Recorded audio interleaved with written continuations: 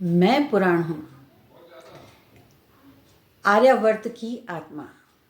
मेरे प्रत्येक पृष्ठ पर नियति ने प्रेरक प्रसंगों को अपने अनुभव की स्याही से स्वर्णाक्षरों में लिखा है, ताकि मेरी भावी पीढ़ियाँ नियति द्वारा छली न जाएं।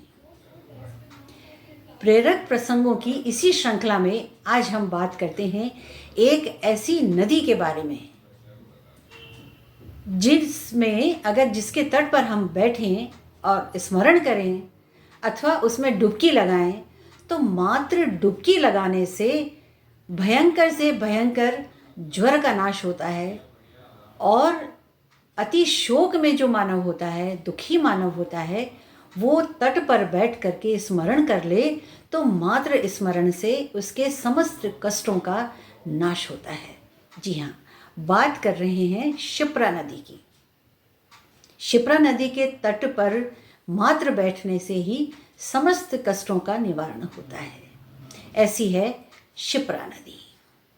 शिप्रा नदी को बैकुंठ से चल के शिप्रा नदी और सीधे सीधे तीनों लोकों में विख्यात हो गई। अमृत संभवा विष्णु देहा नाम से भी प्रसिद्ध है शिप्रा नदी।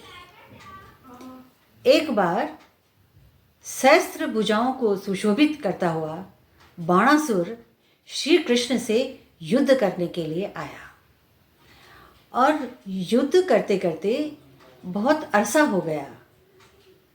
युद्ध हार गया और युद्ध की पीड़ा से पीड़ित होकर के महादेव की शरण में आया और महादेव से पीड़ा का निवारण पूछने लगा। महादेव ने श्री कृष्ण को युद्ध के लिए रोकने का भरसक प्रयास किया, किंतु जब नहीं रोक पाए तो उन्होंने माहेश्वर नाम का एक ज्वर उत्पन्न किया।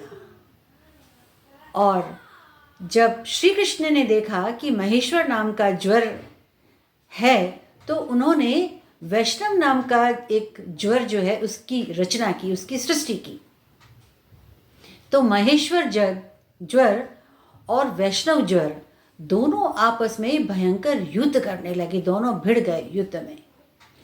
युद्ध करते करते दोनों का इतना बुरा हाल हो गया कि ज्वर से तापित हो गए तीनों लोग। और इस तपन को समाप्त करने के लिए तीनों लोकों में घूमा महेश्वर ज्वर, लेकिन उसे कहीं भी शीतलता प्राप्त नहीं हो सकी। तो अंत में शिप्रा नदी में जा कूदा और जैसे ही शिप्रा नदी में कूदा संपूर्ण निर्बल और शांति छा गई। जब वैष्णव ज्वर ने ये देखा कि महेश्वर जल शीतल हो गया है तो वह भी शिप्रा नदी की शरण में आया और दोनों ज्वर सामान्य हो गए, सहज हो गए, शांत हो गए और निर्मल हो गए और शीतलता को प्राप्त हुए। तभी से ये कहा जाता है कि शिप्रा नदी भयंकर से भयंकर ज्वर नाशक है। यदि उसमें एक गोता लगा लिया जाए अथवा उसके तट पर बैठ करके और हृदय से उसका स्मरण किया जाए तो समस्त दुखी आत्माओं को शांति मिलती है। मोक्ष की बात नहीं कर रही हूँ मैं, दुख दूर करने की बात कर रही हूँ, पीड़ा को दूर करने की बात कर रही हूँ।